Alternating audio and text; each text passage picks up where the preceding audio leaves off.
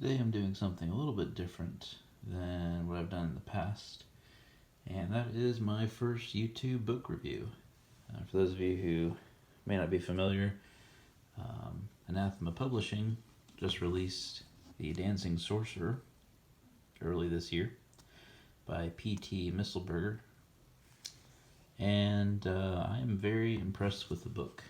I'm a huge fan of Anathema's quality and their previous works. I've enjoyed all of them, some more than others, but again, this book was so well written, so easy to follow, and so enjoyable that I wanted to make a short video kind of giving an overview. The end papers have some very well made, very well drawn art, and here you can see this is obviously one of the hardcover copies, one of 600, and this is number 57. I pre-ordered this because I didn't know a whole lot about what was going to be included other than essays on the mind of the magician.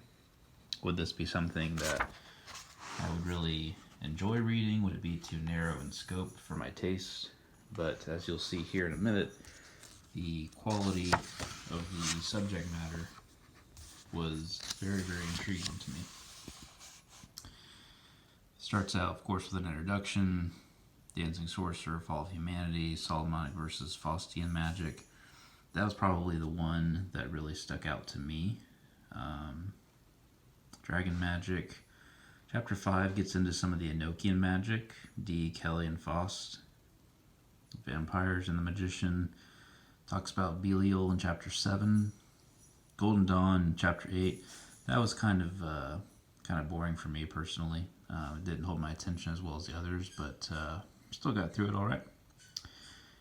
And then just some more information about the book and what you can expect. So again, I usually will buy a book or a couple books and maybe spend a month or two getting through them. Sometimes it's just because they don't hold my attention so well. Life gets in the way. But with this book, I started reading it, and before I knew it, I was already 4 chapters in. And I ended up finishing it within, I guess it'd be a week and a half. Let's take a look here real quick. It's about a 350 page book. So, as someone who didn't do very much reading early on in life, I guess I'm making up for that now, and I can't seem to stop. Trying to go through and look at some of these different chapters. Again, chapter 1 is Dancing Sorcerer, Fall of Humanity. Chapter 2 is probably the most interesting for me because it gets into the Solomonic and Faustian magic. And this right here is probably one of my favorite pieces of art I've seen to date. And that's supposed to be Solomon there. He's got his ring, sigil coming through the clouds, one of the demons under his control while he sits on his throne with his magical seal. So I need this in some kind of a print or something, I don't know. But this chapter, again, was probably the most intriguing because it really talks about the two different views of magic.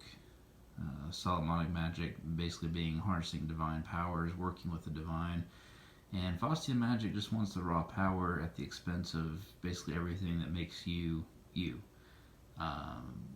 including your own soul. So the book presents these different views and how they can be blended in different times, and again, it was a very good overview and something I wasn't super familiar with because I mostly study the Solomonic side of that equation.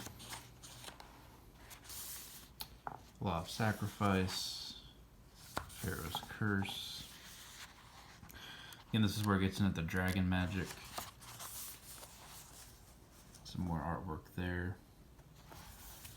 And the dragon magic, you might see there it says about the Pendragon, gets into some more of the Arthurian lore, King Arthur. Talks about the Nephilim. And there's a lot of places in the book where it talks about some more of the medieval lore and the occult side of it, which is again what I study the most as far as secular reading. Some would say spiritual reading. But it talks about different points when it gets into all the demons. It talks about references to the Bible and the Kabbalah, which of course is based in Jewish mysticism. There's a lot of really good content here. This is the chapter about the vampires and the magician. And trying to flip through here. I don't want to spoil anything. I mean, there's so much to this book that it's hard to skip to one point and say, yeah, this is the part I like the best. But again, there's so much here, and that's where it talks about the Goetia and different aspects of Belial. Just the overall history. It's a little bit more artwork. This is Golden Dawn. I think it's probably one of the larger chapters. Maybe that's just how it felt, because it didn't hold my interest, as I said. Some more of the artwork there. Talking about alchemy and demons, mysteries of the Goetia, and you kind of get the idea. It's angels and living creatures. It just goes on and talks about so many different fascinating subjects, and it's all condensed in this one book. And at the end here, you have an appendix where it talks about the demons and what you can claim to get from them. And also it kind of breaks them out into sections as what they look like as far as their appearance that they take on. So, again, this book is, again, very easy to follow. It is easy to read.